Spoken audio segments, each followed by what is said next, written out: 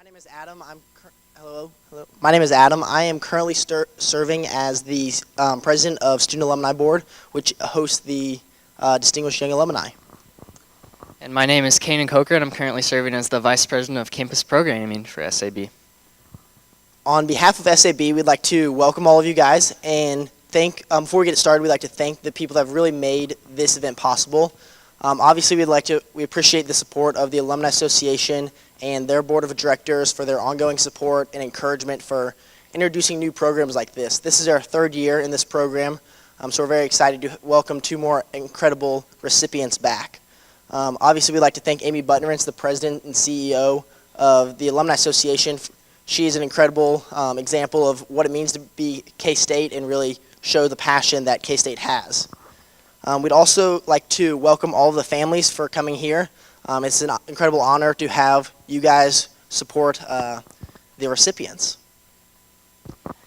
So for those of you who aren't familiar with Student Alumni Board, basically it's a group of approximately 35 ambassadors to university are involved in connecting prospective students, current students, and alumni with their university and run through the Alumni Association. So for the past 8 months, we've worked diligently to identify two outstanding K-State alums who have really exemplified what it takes to go out and immediately make a positive impact in their respective careers before the age of 35. And so we're honored today to welcome our 2015 DYA honorees, Mr. Corey Fortin and Matt King.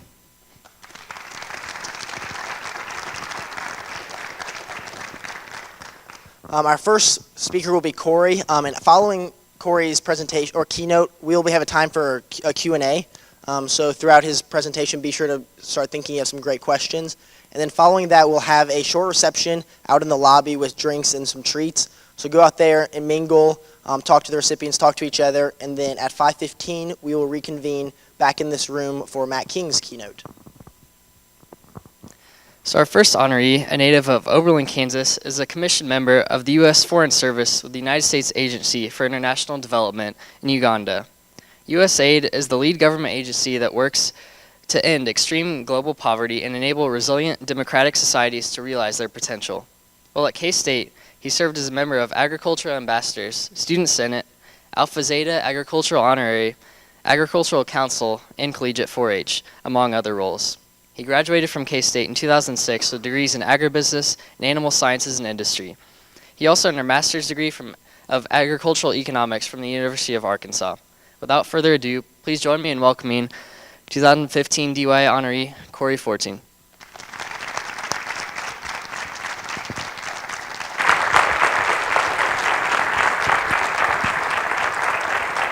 Thanks, guys. Thank you. Can you hear me? Is it working? Okay. Good afternoon, everyone. It's a pleasure to be back at Kansas State, and it was made even better last night by watching that game. That's right. I was pretty jazzed up last night when we were in the van getting ready to go home. I was like, maybe we should take a quick swing through Aggieville, but we decided better of that. So over the past couple of days, I really enjoyed getting to talk to and listen to students, faculty, and administrators. And this opportunity has rekindled friendships, which time has turned into a Facebook feed, and it's revealed the amazing changes and advancements that have taken place at the university, which have been obscured for me by over 8,000 miles. I couldn't be happier to be back among friends and family, and I want to thank the K-State Alumni Association and the Student Alumni Board for selecting me for this award, and the Agriculture Ambassadors for the nomination. It's been truly great to be back here among family. I also want to say congratulations to Matt King, who I knew when we were both in school here, although I think we both had a little bit more hair back then. Maybe they should make a prerequisite. You have to have a little bit less hair for the DYA. So as I sat down to write this address, I tried to go back and catalog and contrast what has defined my career since college. And probably no big surprise, at least to my family. The constant has been travel and exploration.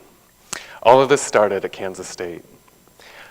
And so basically today, I just wanted to tell you a few stories from the past 8 years. I've thrown in some pictures and a short video to keep you from dozing off. So this might be a little tricky to say at a university, but I wanted each of you to take a short amount of time and unlearn something today, or maybe in the next few weeks or months. So you're saying, okay, what does he mean by this? No, I don't mean unlearn history facts or mathematical equations or the periodic table. I mean, have the courage to re-examine just one thing that you may have already categorized, labeled, and boxed up in your mind. Challenge ideas that have been formulated for you in the form of Facebook, in the form of a tweet, cable news, or the political talk of the day. Revisit the stereotypes that are often perpetuated by pop culture. Why do this? Why open yourself up to unlearning for just a short period of time? Because those are someone else's prepackaged ideas. They're often incomplete or one-sided. I just saw this weekend a Washington Post article that was starting a segment on what's fake on the internet. My point is, you have to experience the world for yourself. Collect your own primary data instead of relying on secondary data that someone else has provided for you. So I'm contending one of the best ways to do that is to investigate, explore, and travel, travel, travel. You don't have to go to Kampala or Kathmandu or Kuala Lumpur, but you do have to take a couple of days over the next few weeks to free yourself from the constant barrage of prepackaged tweets, Instagrams, texts, GIFs. Is it GIFs or GIFs? I think the jury's still out on that one. Vines, memes, and sound bites that we all experience today. I'm certainly not saying stop utilizing this type of information. I utilize them every day, and they undoubtedly have significant value. But in this flurry of constant information, we all need to remember to take the time to be investigators for ourselves. Go to a big city, a serene national park, a country where they speak a totally different language. Let yourself be uncertain or nervous, get lost, meet new and different types of people, experience culture through history, architecture, food, sport, dance. In short, challenge your current way of thinking. I promise if you do, your opinions and your ideas will evolve, you'll be humbled, and you'll begin to reorganize and recategorize what has been neatly tucked away as fact in your mind. The Supreme Court Justice Oliver Wendell Holmes Jr. said, "A mind stretched by a new experience can never go back to its old dimensions." I know that's true because I've had some of those mind-stretching experiences since coming to Kansas State. So I just wanted to show a few pictures. I know I can't spend very much time on this because Amanda gave me a strict time limit of 25 minutes. So this is one of my favorite architectural pictures. I just picked out a few pictures that are things that I've experienced over the past few years. And so this is one of my favorite architectural buildings. It's the Parliament building in Budapest, Hungary. It's on the banks of the Danube River. This is Ugandan dance. This is a traditional dance that they do in Uganda. You can see the crowd of people around behind. It's very common whenever there's a cultural festival, a fair, an event. This is always there, and let me tell you, it's pretty fun to watch. With this series of pictures, I just wanted to touch on Uganda for a minute. In Uganda, 60% of the population is under the age of 19. So when I go out, I always take the time to talk to youth, to try to understand what youth are going through, to really find out what it is that would make a difference in their life. And this little girl, she was, at first she wouldn't smile. I couldn't get her to smile. I was doing all this stuff, so finally I went up to her and I was like, "Let me see your teeth. I need to inspect your teeth. Have you been to the dentist?" And so that was the beginning, and then there was that, and then finally there was that. So, sorry, I gotta go quickly, Amanda. Okay, keep going. I put this up to represent history. Many of you know that, probably have been there. It's Acropolis in Athens, Greece. That's one thing I've found through my travels is even if you are a student of history, I love history, I've loved history classes when I was at Kansas State, but it takes on a whole different meaning when you travel abroad and see some things like this. Of course, being in Africa, going on safari as much as we have, I wanted to throw a few animal pictures up there as well. These are mountain gorillas in southwestern Uganda. There's only 800 left on the planet. They don't survive in captivity. So again, I just wanted to show the importance of experience and conserving some of these things, because hopefully not, but someday they might not be there. So those are just a few quick pictures from Nairobi National Park in Kenya, or Queen Elizabeth National Park in Uganda. And the last one I put up was to represent religion. And so this is in Bangkok, Thailand, and this is at a temple, a Buddhist temple called Wat Pho, and that picture of Buddha there is, this statue is, I think, 50 feet high and 141 feet long in this temple. So, okay, so back to the speech. Coming from tiny Oberlin, Kansas, my graduating class of 32, to a university with over 20,000 students was my first big shock. I was definitely uncertain, I was definitely nervous, and yes, I even got lost a time or two. But those are all ingredients for personal growth. Conditions for exploration and growth at this university, especially in the College of Agriculture, are unparalleled in terms of student support. Through fantastic administrators, professors, instruction, research, and opportunities for leadership and service activities, I was able to uncover interests that I didn't even know existed. I found a fantastic mentor in Michelle Haupt, who is my supervisor at the Academic and Career Information Center. Her mentorship and coaching helped me gain much needed confidence through my job as a peer counselor, and also teaching a 1 credit hour course for other students who were searching for their major and career path. She really taught me how to be a manager, and for that I want to say thank you.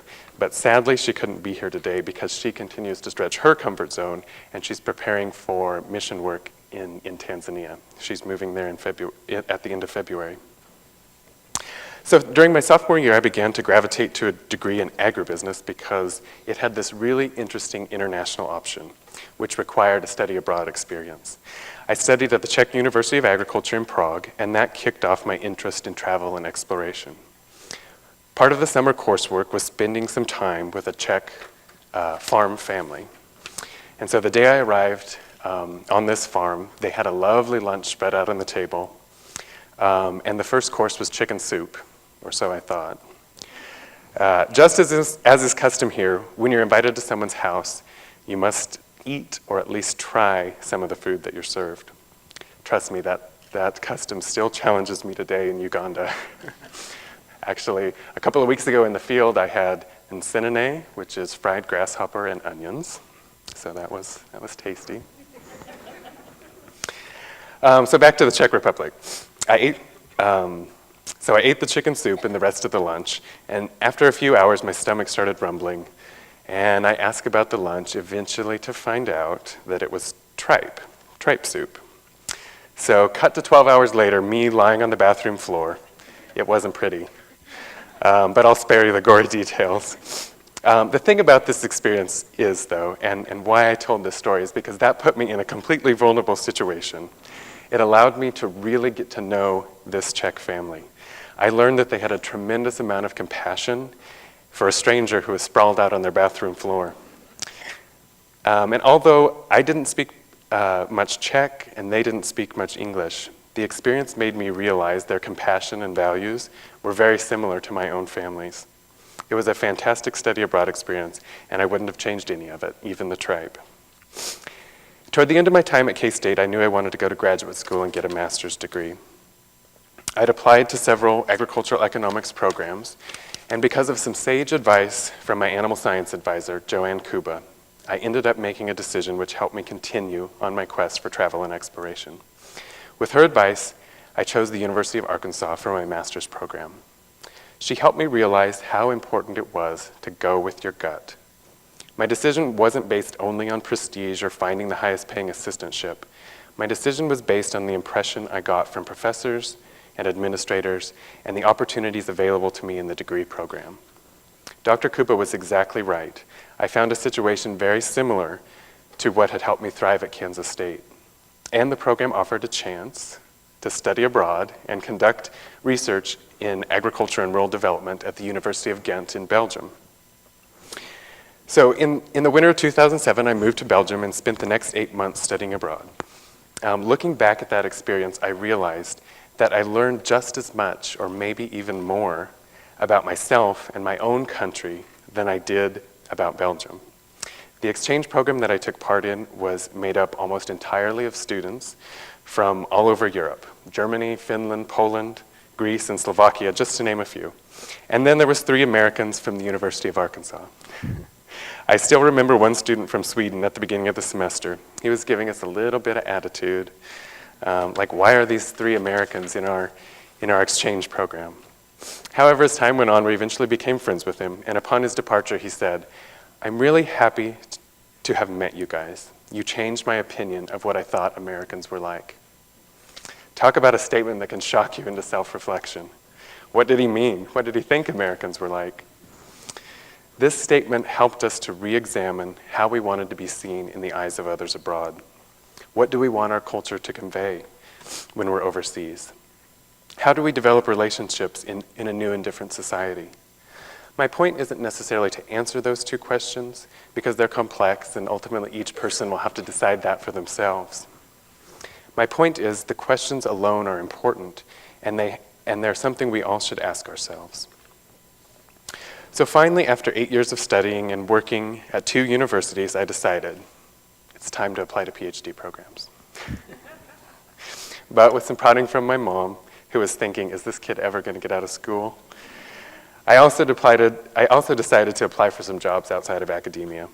One of those jobs was an agriculture officer with the United States Agency for International Development, or as many of you know it, USAID. Again, my experiences from Kansas State helped me tremendously in landing this job. One of the questions in my USAID interview was about diversity. Luckily, the College of Agriculture and the agriculture ambassadors at Kansas State had started to focus more deeply on diversity while I was a student here.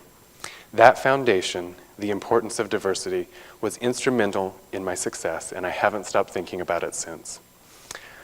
I like to equate our minds to Google's enormous warehouses of servers, because they can absorb and capture an almost infinite amount of information. So take a second and think of your mind as a Google server chock full of information. Our brains are subconsciously drawing on the collection of information that we have gathered to make daily decisions about our lives. My question's really pretty simple. How much and what type of information do you want to be able to draw on? I would say the answer is as much as you can from as many sources as possible. When you begin to understand someone who may wear a hijab instead of a baseball cap, who may live in a hut instead of a high-rise condo, who may be Hindu instead of Christian, who may think, act, or look differently than yourself, the decisions you make in your life will be completely different than if you're constantly taking in the same homogeneous information of your daily routine.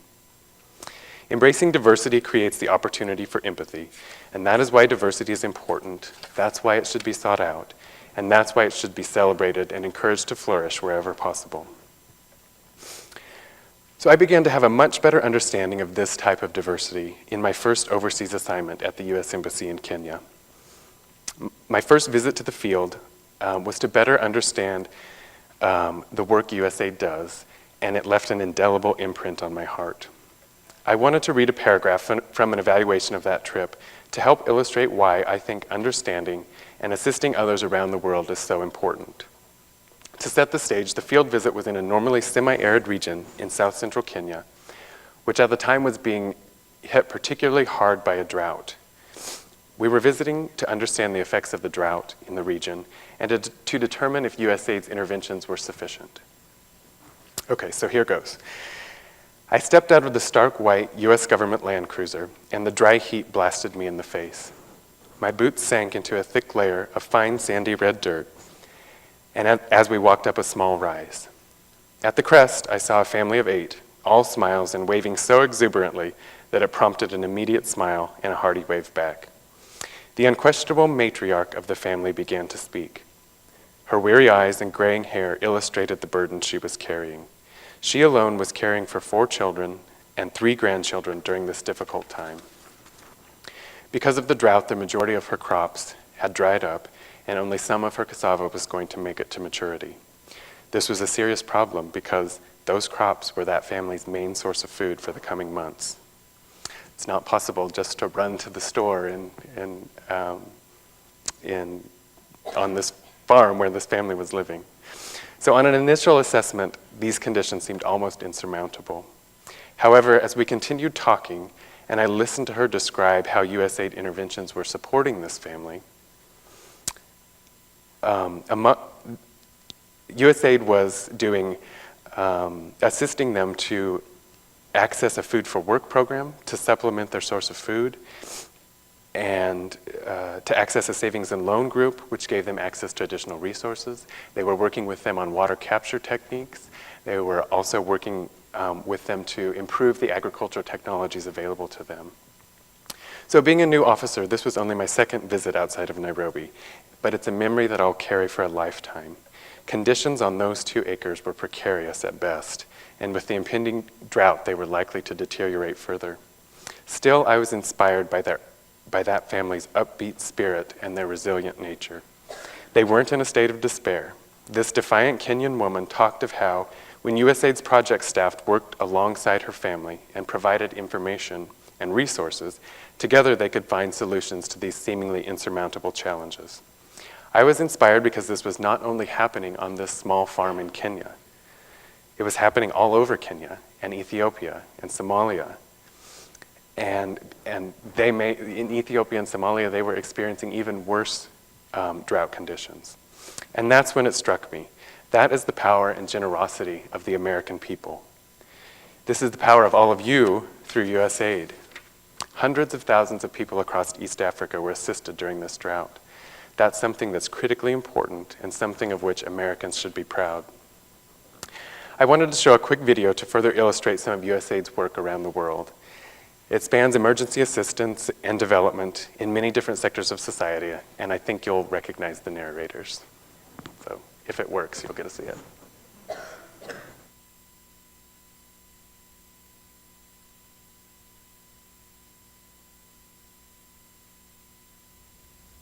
Our most basic common link is that we all inhabit this small planet. We all cherish our children's futures, and we are all mortal.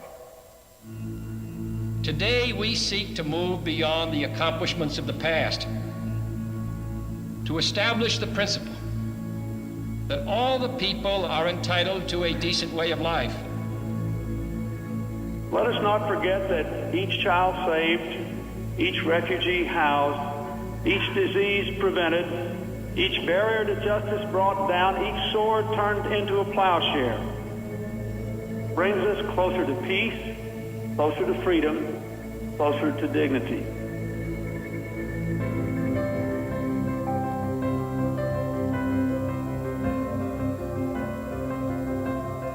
America is a nation with a mission.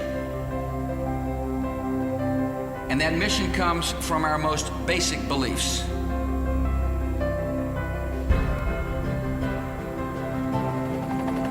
Our aim is a democratic peace.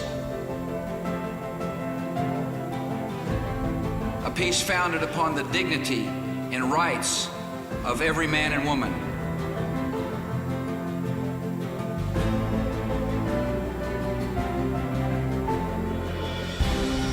We also know that progress in the most impoverished parts of our world enriches us all.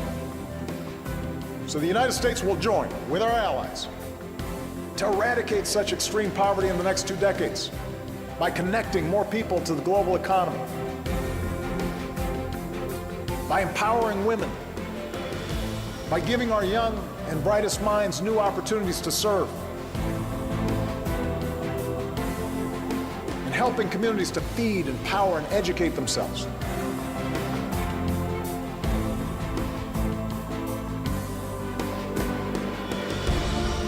by saving the world's children from preventable deaths. That's how we'll confront the challenges of our time.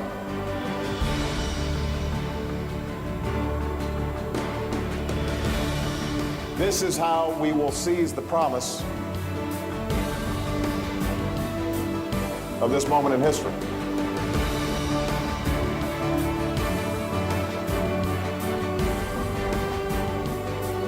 Who are we to believe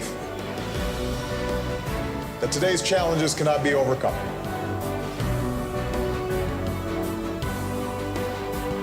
When we've seen what changes the human spirit can bring.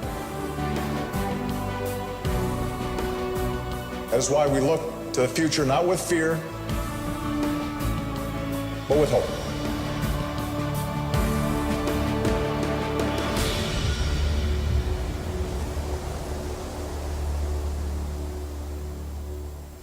So when I was reading this speech to my partner Jason, he was saying, "Well, this is all about USAID. What?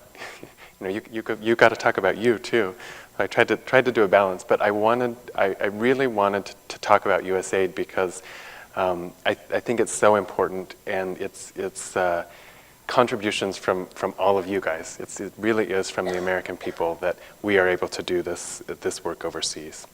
So USAID's mission is we partner to end extreme poverty and promote resilient democratic societies while advancing our security and prosperity. We have 8 development objectives that span all areas of society, and you saw many of them in the video. I just wanted to share a few more quick statistics to let you know why the American people should be proud of the positive impact they're having on everyday citizens around the world. First of all, many of you may be surprised to learn that the total amount of money spent on foreign aid is actually less than 1% of the federal budget. With those resources, over 3 million lives are saved every year through vaccine programs.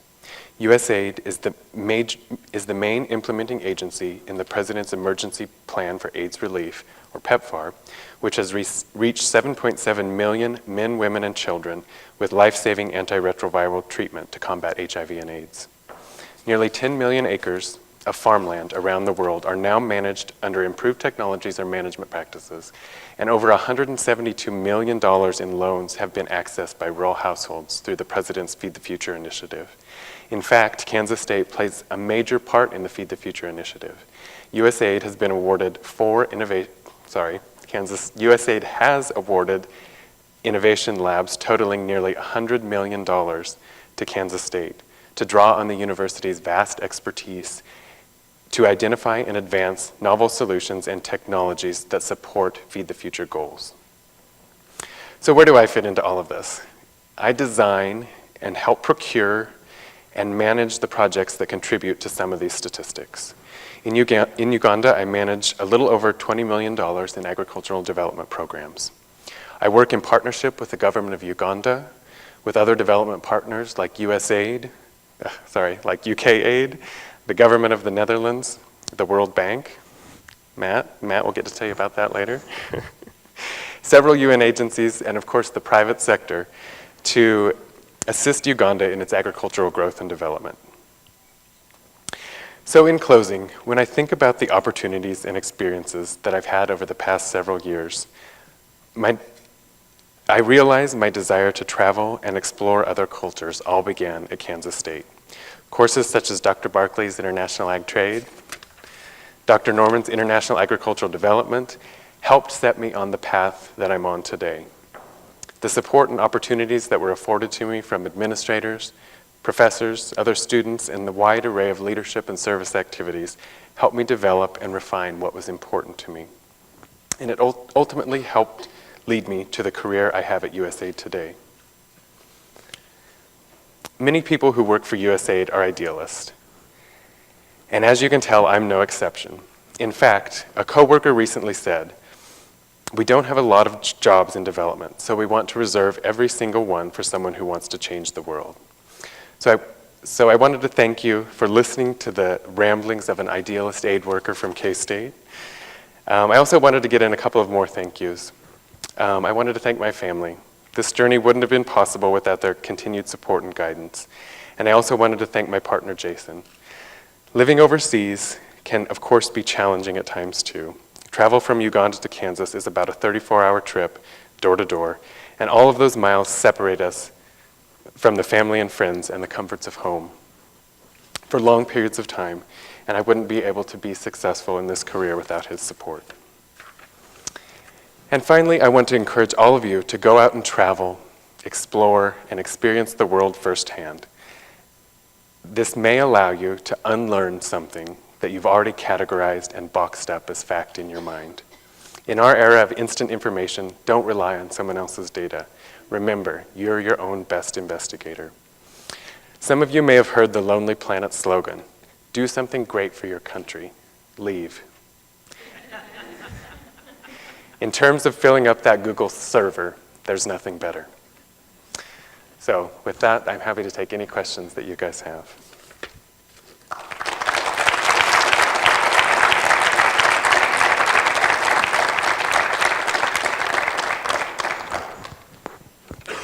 Come out from behind the podium for questions. Yeah. Hi, Fortin. What life lessons have you learned from all of your different interactions with individuals from different cultures and nationalities? Good question. Tough one to start with. I gotta think about it a little bit. You know, I think it's a little bit about what I talked about in the speech, that you know, when you go abroad, when you better understand the things that people in other countries are experiencing, it really changes how you think, and it really you know, changes the decisions that you make in your life. So I think that, you know, that's kind of the biggest thing I would say that, you know, that I've learned is I want to continue to do that. I want to continue to try to understand and explore, you know, in terms of my professional development. In terms of more specific lessons, I think, I don't know, that's a tough question. I'm going to have to think about that a little bit more. I guess I'll stop there, and if I think of anything else, I'll go back to it. Yeah. What does kind of like a typical week or month, I don't know, or even days look like when you're over in Uganda, or what are some kind of big projects that you're working on now? Okay, sure. So I'll start with a typical day is getting out of the house in Uganda is a totally different experience than it is here. When you jump in the car, first of all, you're jumping in on the other side. It's a British colony, so you're on the other side of the car. Second of all, the drive to work, whew, that is full with goats and carts and kids and vendors and you know, potholes and everything. So that's a totally different experience. And you may live 5 miles from something, but it may take you 45 minutes, an hour to get to work. Actually, some of my colleagues, yeah, they live 5 or 10 miles, and sometimes it can take them up to 2 hours just to get to work. So that's the first thing. Then you get to the embassy, and it's like Little America. It's very similar. We even, you know, the rest of the world works on a different size of paper. We work on A4 paper. Nope, we bring our paper over from the United States. That was something that really surprised me when I started there. But then going to work, basically, it's a fantastic job because you get to work on something different every day. I'm working on, I mentioned youth. I'm working on youth in agriculture. I'm working on agriculture inputs. I'm working on post-harvest storage technologies. So just to go in a little bit more of an example of one of the projects that I manage, it looks at the agriculture inputs distribution system. So when I say agriculture inputs, I'm talking about improved seeds, fertilizers, pesticides that farmers need to improve their productivity. And so the challenges are that supply chain doesn't work as good as it should. There are lots of problems with counterfeiting in Uganda. Actually, an example is, I think, the statistics are a little patchy, but studies say anywhere from 20% to 50% of seed in Uganda is counterfeit or adulterated. So when you think of that, it's a huge problem for farmers if they're getting seed that is actually grain instead of seed. They're just going to keep saving their own seed. They're not going to go to the market to buy the improved technology. So what this program does is it works with producers, manufacturers, or importers of these agriculture inputs, and then helps them to think beyond competing only on price. So we're working with them to think about marketing techniques, to think about providing extension information down to the farm level so farmers know how to use the product you're selling. We are working with them on customer information, how to track and segment and segment your customers so you know how the woman who comes in to buy seed differs from the farmer who has just started in the business. So helping companies think through things like that and really trying to strengthen trust in that supply chain. Suppliers don't trust wholesalers, wholesalers don't trust retailers because of the different issues with corruption and challenges in Uganda. So that's a little bit more in depth of one of the projects that I manage.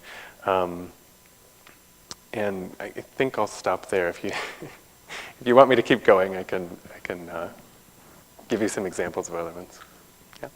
Out of all the places that you've traveled, visited, why Uganda? Okay, so I just realized that I was supposed to repeat the questions. So sorry for the first two. So this question was, out of all the places I've traveled, why Uganda? So USAID has a process of selection for where you're placed. And so basically how that process works is they publish a list of all the available positions worldwide, and then we're able to look at that list, and also missions, so the embassies in different countries around the world, they also, you have an interview, so they also know who is interested in their position. So it's actually like every 2 to 4 years you have to interview for a new job.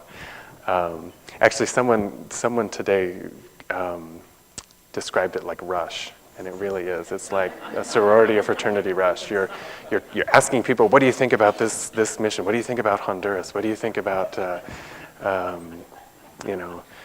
Uganda? And so basically, what happens is you submit that to, like I submit my bids to Washington, and missions submit their bids to Washington, going to the sorority fraternity, to speak, and then Washington matches it all up. So in a way, you have some say in where you go, but in a way you also don't. Actually, it's becoming more and more directive as since I've been in USAID. So we put Uganda on our list, but it wasn't our first choice, but we've actually really enjoyed our time there. So it worked out well in the end. Yeah. What are your career goals from here on out? Go from young alum to experienced alum. Yeah, so we've talked about it a lot, and we're actually on, repeat the question. What are my goals from here on out?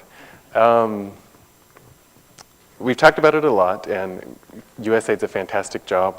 What we've decided is we're on a 10-year plan with USAID. We're going to, my next posting is actually in Afghanistan, so I'll be in Afghanistan for 1 year after this. And then we want to do one more post abroad. We're hoping through this process we're able to get to Southeast Asia, but no guarantees. And then, so after that posting, hopefully in Southeast Asia, we'll reassess and we'll see at that point whether maybe we want to apply for something outside of USAID or a few of the things. I think I would. I've been in academia for a long time and now government. I do want to look at the private sector as well. So that's something I think we've been considering. I've also thought about going really into the bureaucracy and going into the UN system. But I'm not sure about that. But those are a few things I've been thinking about in terms of professional goals. What is your greatest accomplishment, you would say, from your time at USAID? Okay, great. Thanks, Jared. This is another K-State alum and not alum yet, but he's from my hometown, so thanks for coming. Okay, the question was, greatest accomplishment. You know, I think some of my one of my greatest accomplishments has been through this work, through this development work in Uganda. You know, when you are able to, I mentioned I work in post-harvest storage as well. So that is maybe creating a grain bin or a silo that is a size that a small Ugandan farmer can utilize. So we do that and we provide training. The farmer cost shares and to get this storage silo, and then we provide training, we provide other information so farmers know how to use that. And I think that, you know, one of the biggest, it just gives you a sense of accomplishment to go out there and see how that's changing someone's life. How I was actually in the field a couple of weeks before coming back for this, and this woman had moved up in all the sizes of storage. She was starting with a small grain storage bag, then she moved up to a medium one, and then there's a really large one that can store a lot of grain. And it was so important to her to have that, and she saw such a great amount of value in that because it allowed her to increase her income, to sell her grain at a higher price, you know, all these things that it helped her do. And so with this giant one, sorry, I got to back up just a little bit. The custom in Uganda is to store your grain inside your house. And they do that because of some of the challenges there. If she stored it outside of her house, someone might put it on a truck and take it away. So she was scared that it would be stolen. So she had lifted the roof off of her house to put this large storage silo basically in what would be a bedroom. Because, you know, and that's kind of a funny story, but it was so important to me to see that, I mean, for her this was progress. She was so happy to be able to do that, and she wanted to continue to do that. She was going to have to build a bigger house, but you know, she could do that because she was making more money now. She was able to continue to move up the rung, and when you see things like that in the field, that's what gives you the most satisfaction, I think. Okay. No, it's okay. If we have to cut it off, that's cool. I can. During our reception, we're going to go ahead and wrap up. Let's thank Corey one more time.